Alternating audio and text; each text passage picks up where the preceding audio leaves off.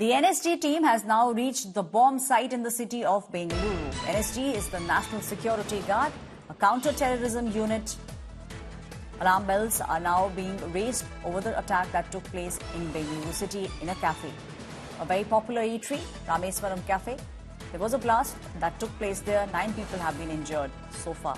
The hunt is on for the IED blast accused. There was a mystery man who planted the bomb bag.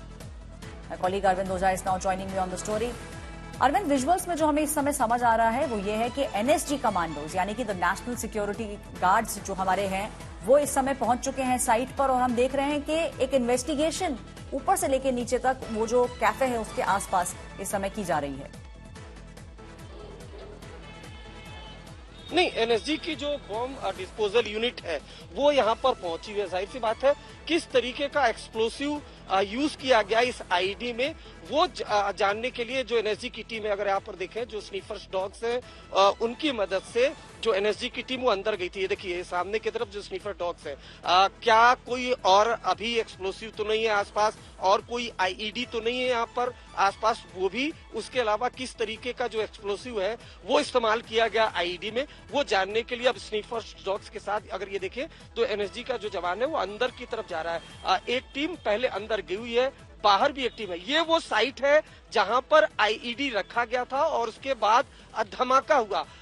जो expert है वो बताते हैं CCTV देखकर कि जो एक्सप्लोसिव है आईईडी में वो काफी ज्यादा संख्या में ऐसा लगता है इस्तेमाल हुआ, काफी बड़ी मात्रा में इस्तेमाल हुआ। इस वजह से अगर सीसीटीवी में देखें तो जोरदार धमाका हुआ। अगर यही आईईडी अगर रामेश्वर कैफे के अंदर रखा गया होता तो शायद नुकसान ज्यादा होता। तो फिलहाल एनएसजी के जो बॉम्ब डिस्पोजल यूनिट है वो ठीक उसी साइट पर अगर आप देखिए तो स्नीफर डॉग की मदद से जो सुराग है, जो एविडेंस है वो कलेक्ट करने की कोशिश करी है और यही वो साइट है जहां पर सस्पेक्ट जो इंडिया टुडे ने एक्सेस किया है, हमारे सहयोगी ने, जो सीसीटीवी फुटेज जिसमें जो सस्पेक्ट है वो दिखाई दे रहा है बाकायदा बैग लेकर आता जाता। जबकि अगर ये दूसरे साइट पर देखेंगे तो ये जो एनएसजी की बम डिस्पोजल यूनिट का जो एक जवान है, एक्सपर्ट है, वो बाकायदा मेटल डिटेक्टर के सहारे जो कुछ यहाँ पर एविडेंस है वो कलेक्ट करने की कोशिश कर रहा है। ये बहुत अहम एविडेंस है। इससे ये पता चलेगा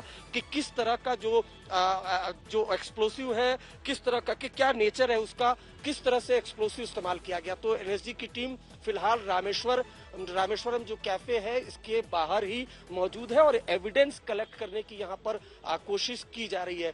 आपको बताऊं 2014 में भी चर्च गेट, बेंगलोर का चर्च गेट इलाका है, वहां पर एक कैफे के बाहर जोरदार आईईडी ब्लास्ट हुआ था जिसमें एक महिला की मौत हुई थी, काफी लोग उसमें घायल हुए थे। जो एक्सपर्ट है, जो इंटेलिजेंसीज के लोग हैं, उनका ये कहना है कि 2014 में चर्च गेट में रेस्टोरेंट के बाहर जो ब्लास्ट हुआ था और ये जो रामेश्वरम कैफे के बाहर जो आईडी ब्लास्ट हुआ है, काफी कुछ जो नेचर है वो एक जैसा दिख रहा है। लेकिन इस बार जो आईडी इस्तेमाल यहाँ पर हुआ उसमें बड़ी संख्या में जो एक्सप्लोसिव है उसका इस्तेमाल हुआ है। चूंकि बाहर ये आईडी रखा गया है, अंदर ये आईडी नहीं रखा गया था, इस वजह से नुकसान कम हुआ। हालांकि 9 लोग बुरी तरह इस पूरे जो इंसिडेंट है, जो बॉम्ब ब्लास्ट है, उसमें जख्मी हुए हैं। Aishwarya,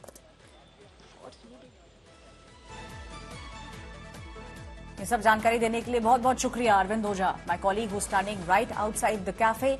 The NSG commandos, the bomb squad right outside the cafe, making sure they are there inspecting in and around the cafe. A team already inside the cafe. Investigations are on.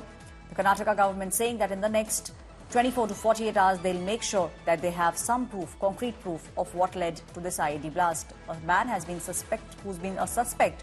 has been said to be between 28 to 30 years. CCTV grab has been accessed by India Today, in which the man can be seen walking towards Rameswaram Cafe.